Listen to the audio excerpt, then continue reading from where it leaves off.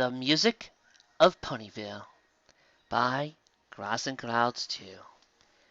Chapter 5. The Equinox. Is everything ready? Octavia asked. Yes. Mayor gestured to the town square, now packed with vendor booths, carnival games, and a large stage. Everything has been set up according to your request. All the food and decorations have already arrived. There's not a cloud in the sky. Our room has been set aside to allow Fluttershy to practice her new music. Octavia nodded, and pointing to an empty area just in front of the square. That would be a good spot for the Aurelian harp I missed this morning. The one that Medley bit.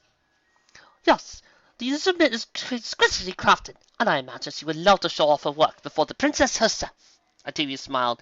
It'll definitely enhance the celebration. I'll have some ponies talk to her and pick it up, and I'll mention it in the flyers we're posting around town. Mayor grinned. A unique instrument. Why, that would be a huge selling point. I had no idea it existed. Thank you for finding out about it, Octavia. You are welcome, Anne. If it is not possible, please spread the word that Medley, Fluttershy, and myself will be the only musicians. Octavia had hesitated about this point, but in the end, it was unavoidable. She didn't much care for Bluenote, but she did feel a professional obligation to ensure that the tuba player didn't show up and embarrass herself with gimcrack tunes. Just because she wasn't that good didn't mean she didn't deserve humiliation in front of the princess, and the best way to prevent that was to ensure she didn't show up with a tuba at all. As for Vernal, the further away her music was from the celebration, the better. Cadance would likely be furious if Vernal were allowed to perform anything at this festival, and Octavia would not be able to blame her. Yes, of course. As for the food, I think we have agreed. Most healthy options, with a few sweets from Sweet Apparatus. Octavia examined the vendor booths. Upon examining the original vendor list, she had noticed there was an overabundance of desserts, which, of course, would send the wrong impression. Princess Cadance would be more impressed by more wholesome food, and the refined fruits and vegetables of the Ponyville farms would work better with her message of sophistication, grace, and class than a bunch of candies. Of course, we wouldn't want to offend our consular guests, Mayor said. And regarding Fluttershy, you sent her the music I wrote out? Oh, yes. As soon as you gave it to me, I had Ditzy fly it along. The mayor smiled. And may I just say, I think you're doing a splendid job as the princess's representative. The last time she was out this way, the representative barely had anything, and just left us to handle all the logistics. Later, she complained we didn't do anything right. Octavia was a bit confused by her phrasing, as there seemed to be something off about it. But she had more important things to worry about. After all, she had to perform music so lovely that it could show an entire village what they were missing. Your assistance was invaluable. Thank you. Mayor growled.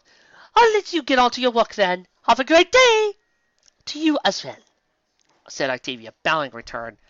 She trotted back to City Hall to fetch her cello. Then, pausing only to write the slumbering page-turner a note on her day off, she wouldn't need her services until the celebration itself began trotting back to the town square.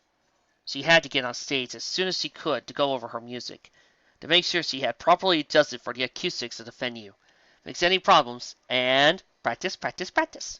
All right, she said, as she rounded the corner and approached the stage. Let's go. Octavia had a very few pleasant hours to herself. She checked the acoustics of the stage a few times, then retreated to a soundproof booth, secured by the mayor from Final Scratch, to rehearse her music. Though the booth was small and cramped, Octavia didn't notice.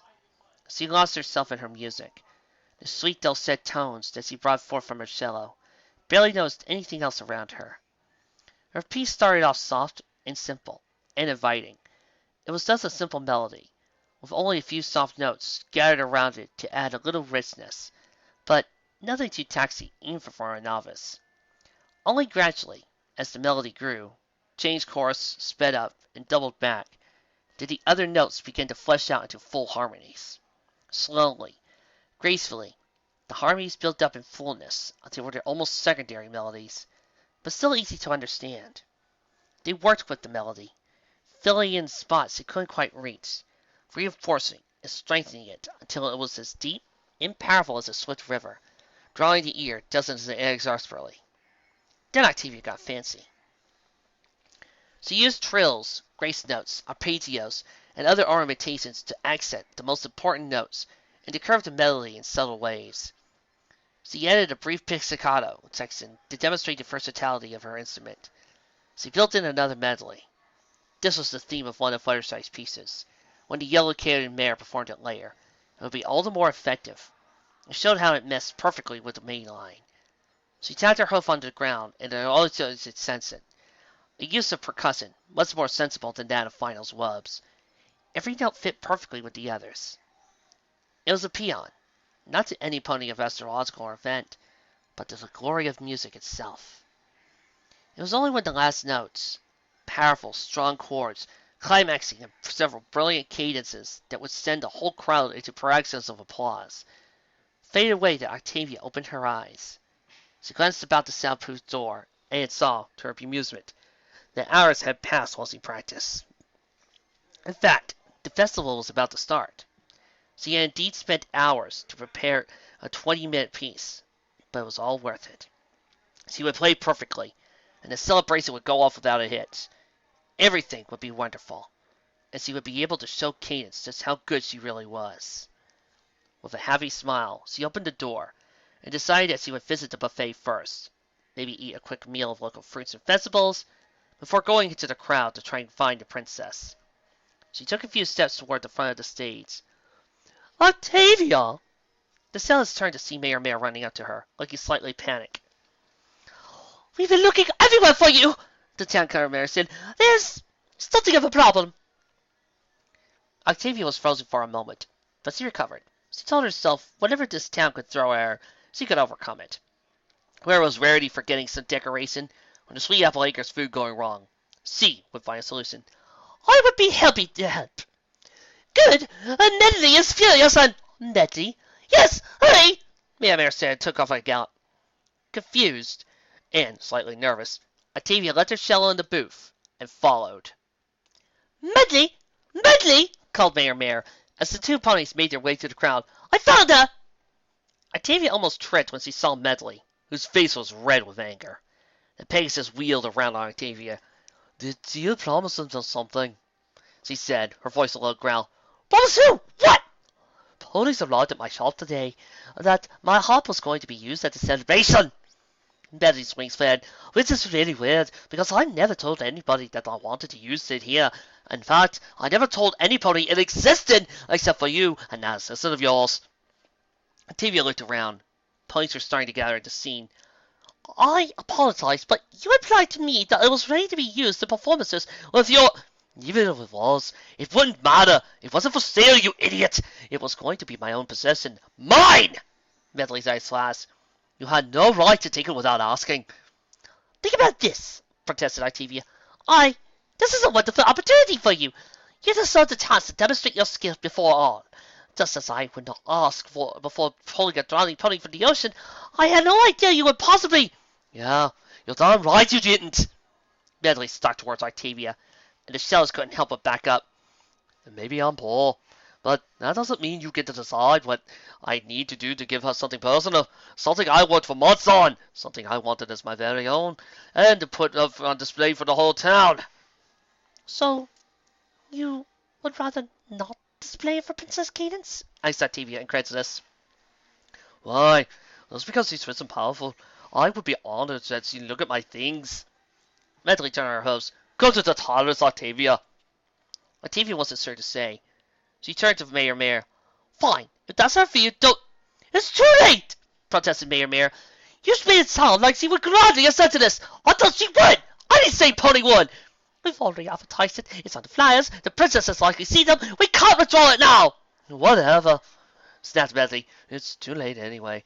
Go have fun with all my things. You want me, I'll be at home." The two watched her go before Mayor Mare turned back to Octavia. "You assured me," she said, her voice accusatory, "everything had been worked out. She is being unreasonable. Look!" She put her hoof to her forehead, trying to calm down. "My performance will incorporate her harp. It will make the whole town love her. She will realize I was right soon enough. Now—" "Octavia! Octavia!" Octavia turned again. This time to see a purple-colored, yellow-maned fellow bouncing up and down. "Yes?" she asked. "Who are you?" "My name is Tinky Doo," said the foal. "Oh, and Miss Fluttershy said she had to see you right away. She said it was really important." Tinky waved her hose in front of the air. "This is important." "Fine!" Octavia turned back to Mayor. "Please talk to Medley and make her see reason. I will talk to Fluttershy. I understand that this is her debut before the princess. Not get nervous. Please excuse me." She ran off, grateful to get away from the mayor and Medley. After all, she thought, whatever Fluttershy had to say couldn't be worse than Medley's tantrum. "My birds can't sing this." Whoa! Octavia stared at the yellow-colored mare. "My music is perfectly adapted to their vocal rangers, but this is too hard." Fluttershy was quivering where she stood. When the circles under her eyes, looked like she had been working with her birds all day. "They've been trying all day, the poor little dears, but they just can't do it." One of the birds managed a sad whistle. "And if they can't sing, they'll look bad in all front of Lions in Ponyville, and they'll be so embarrassed. I was hoping to adopt out a few of them, but no pony will want them." Fluttershy's eyes began to water. "I'm sorry we're not good enough, but we can't play this music." Octavia groaned to herself. This music she had written wasn't hard at all. A folk could have sung it. What were the birds' problems? But she had to go with it. "Fine! If they cannot sing the new music, we will make do with the old." But I think Fuzzlewing strained her voice trying her new music." Fluttershy pointed a wing at the bird, who had a little poultice tied around her throat. "I don't know if she could sing at all." "Surely you have backups," asked Octavia, beginning to sweat. It was the musician's responsibility to maintain her instruments. But if Fluttershy had screwed it up and let her birds injure themselves, she would be the one to blame. No, just them." Fluttershy let down. "I don't know what to do." All right. Let's play the songs anyway, without Rosaring. I'll cover for her on my cello," said desperate Octavia. She debated telling Fluttershy to just go away and let her play the whole time. But Cadance would probably object to that. "Can you do that?" "I don't know. We'll try." "Good." Octavia drew a hoof across her forehead, because she was sitting heavily. "Let's perform at..." Hey, Octavia. It's Stella's turn, this time seeing a tan pony with an apple-based cutie mark. "Can I help you?" she snapped. "There's some kind of ruckus about the concession stands. AC asked me to get you over here real quick." "But I need her here." Octavia froze. Part of her insisted this couldn't be happening, that she was skilled enough that no event which she controlled would run so many problems. But the princess was coming, so she had to keep going. "Look, I will. Fluttershy, I will return in moments." She then ran off again. "Treason! Heresy! Outrage! In fact, just a rage!" Octavia skidded to a halt in front of a large vendor booth and stared at Heartstrings, who, if anything, seemed even more energetic than the day before. "Now what?" she menaced. Applejack, behind the booth, turned to her. "Oh no! I'll set up all my stuff, same as every year, and then she turns in and starts ranting that her pony doesn't have her booth and I must have taken it." Octavia had a sinking feeling. "And I am involved." "Oh!"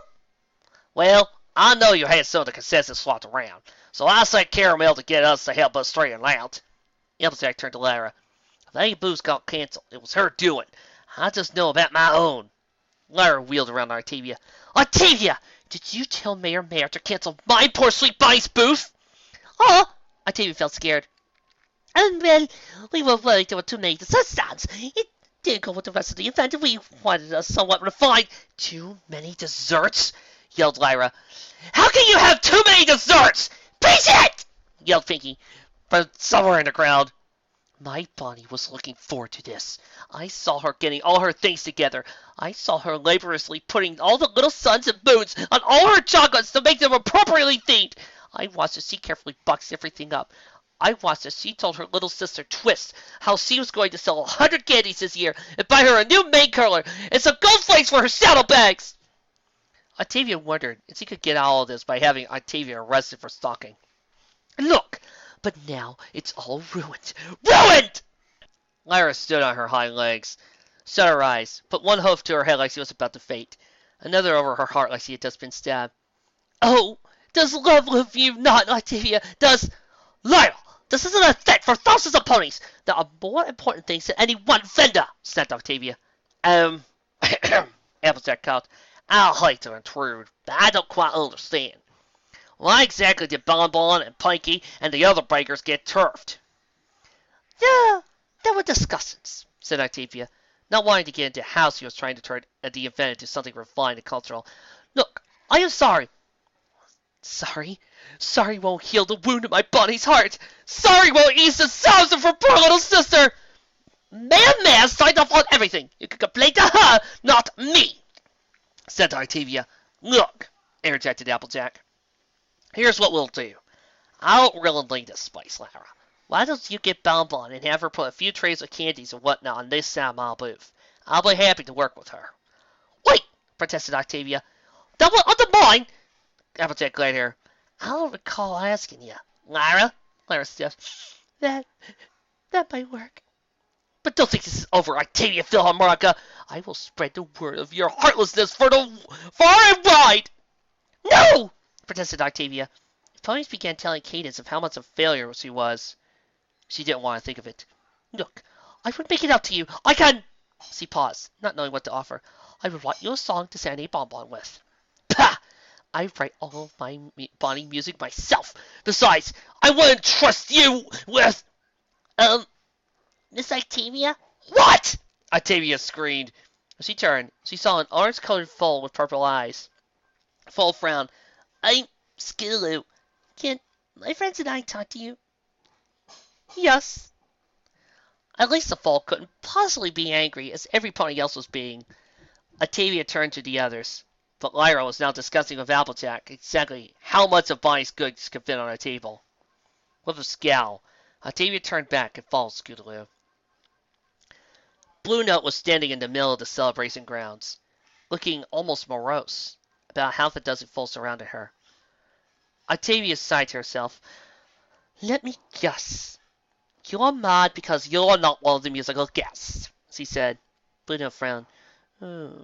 I wasn't going to take away any of your time, she said. I just wanted to do a few tunes for the foals. We really want to hear Bluenote, said Apple Bloom. So he makes music fun. Octavia looked at all the pleading foal faces. I'm sorry, but I was just worried that, in contrast with all the other performances, ponies might deride hers, said Octavia to Bluenote. She added, I was trying to help you. I don't care what other ponies say, said Bluenote simply. I don't play for a reputation. What I care about is having fun, and making nice music, passing on my love of music to the next generation. You really stopped Bluenote from playing? Asked Sling Bell. Yeah, said the orange foal. Did you? Octavia shut her eyes. She couldn't lie, not even here. Yes, but... Her front leg exploded in pain. Yelping, Octavia opened her eyes to see the orange foal had kicked her. Ow! Bluenote hurried further. None of that, Skillu, she said. This isn't the end of the world. How about after the celebration, we'll all head down to Sugar Corner and I'll play for you there. A few of the foals smiled. How's that sound? But we wanted to hear you here, protested several of the foals. You're fun! You make music fun. I could show you what real music, began Octavia. Bluenote's music is real music, said Sweet Belle, voice squeaking and raised. It makes me feel happy, and I like to dance and laugh. And one time, when I was really sad, she played until I wasn't sad anymore. That's a lot more music than some boring old sonata. Yelled Dinky. Yeah! Geckoed Bebop. Octavia looked at them, but none of their faces gave her any support. Bluenote just looked a little sad, but the foals looked angry. I didn't mean... Excuse me. Octavia once again turned. She saw the pony who talked about making sales in the song the previous day. Filthy rich, I presume. Yes, Filthy frowned. He pointed one hoof at the earth pony foal who was wearing a tiara. Oh, sweet, merciful Celestia, no! And I understand you made my daughter cry. Octavia hurried to the backstage area. A slammed the door behind her. The insane! She took asked. Her finely styled coat, mane, and tail were all tangled in must. Slit ran down her face. Completely and utterly insane! None of this makes any sense! Something wrong? Octavia turned, and her heart leapt when she saw the speaker. Please, Turner, thank the sun and moon. You have no idea what kind of day I've been having. I've had a pretty good idea. Ponies have been asking me all day to find you, and when I couldn't help them, some of them got mad. Pacer frowned. Did you antagonize the entire town? It's not my fault. None of this is my fault. Yiddy? Yes! Screamed Octavia. It's not my fault the ponies here are not sophisticated enough to understand why I did what I did. I am trying to improve things. Trying to show them what they are missing. But all they can see is trivialities. She waved a hoof in the air. What am I supposed to do now? Apologize, said Pacer. She frowned. Now, to all the ponies you hurt. Apologize for what? Trying to help them! Octavia shook her head. No, this does not matter. This cannot matter. They are not my audience. Cadance is. I will perform as expected, and not only will my music be good enough to ameliorate any anger they feel at me, but I will prove to Cadance that what I promised her. I will prove to her that you can work with other ponies, drawled Pacer, that I am a good enough musician, that nothing else matters! Octavia glanced at the clock. The ceremony starts in a few minutes. I need to be ready with my cello. Help me. She opened the door and headed back to the stage room with the soundproof, but ran directly into another pony coming in. Yelping again, she fell on her flank. Pacer ran up to her. Mare! Octavia's spirit sank just a few inches lower. Oh! Mare, who had been waiting in the backstage area, was looking at Octavia, but she was no longer smiling. I'm sorry. Unsophisticated! I do not have time for this, said Octavia. Please. From the storage area, another pony entered the room. One with wings. And a horn. Octavia froze.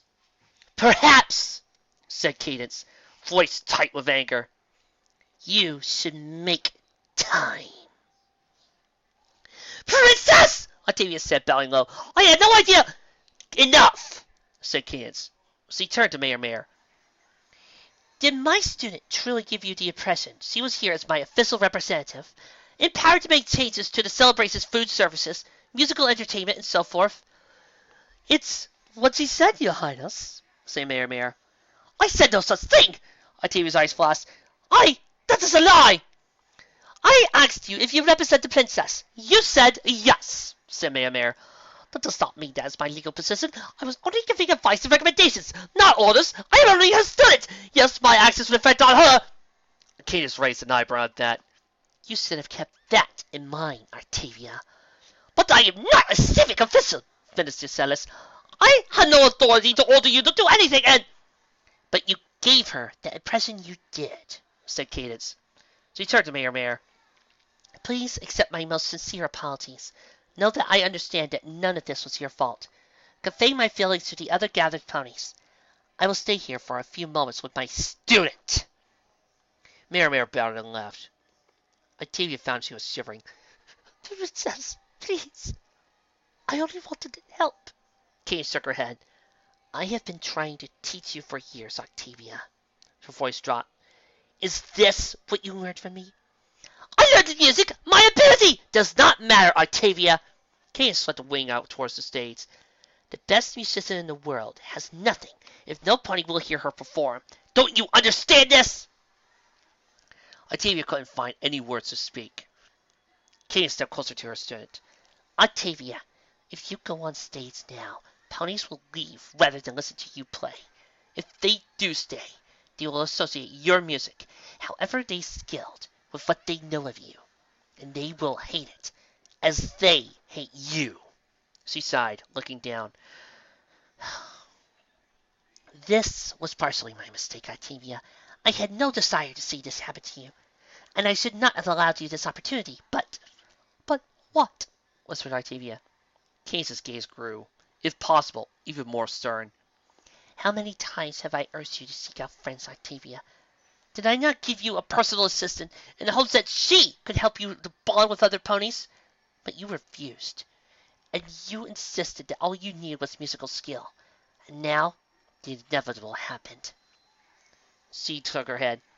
This was to be a time of joy, Octavia. Can you honestly tell me that any of them are having fun? I can fix this! Octavia protested, unable to meet her teacher's eyes. I would play. My music would be so beautiful, none of them would be angry. I can do it, Princess. Please, let me try. Even now, rather than apologize, you began Cadance, cringing as he was. It took Celis a few moments to realize the princess had stopped talking. Princess. No. She heard Cadance whisper. No. No. It can't be true. That prophecy. I'm sorry. Octavia looked up to see that Cadance was staring at the ceiling, eyes wide and legs shaking slightly. What did... No! Cadance sprinted for the entrance to the stage itself. Octavia praised her and looked to each other, then raced after her onto the front of the stage. Get back! Now! Insisted Cadance. Her voice was stern and powerful, that of a ruler commanding her subjects. She turned to the square before the stage, now packed with ponies ready to hear Fluttershy's music. The Princess of Equestria glowed with magical light, which illuminated her in her early dusk hour. Every pony! Return to your houses immediately! This is an emergency and... The sun flashed in the sky, a bright yellow blast of sound and color, and across from it, on the horizon, there was an answering flash of darkness. There was another blast, this one much closer, and sending Octavia tumbling to Pacemaster. Ponies began to scream. With a cry, Octavia fell down, losing her sense of orientation for a moment. Please, sir, Look! Look! Screamed Paceturner. Octavia turned to the back of the stage. Cadance was there, and so were two other alicorns. And they looked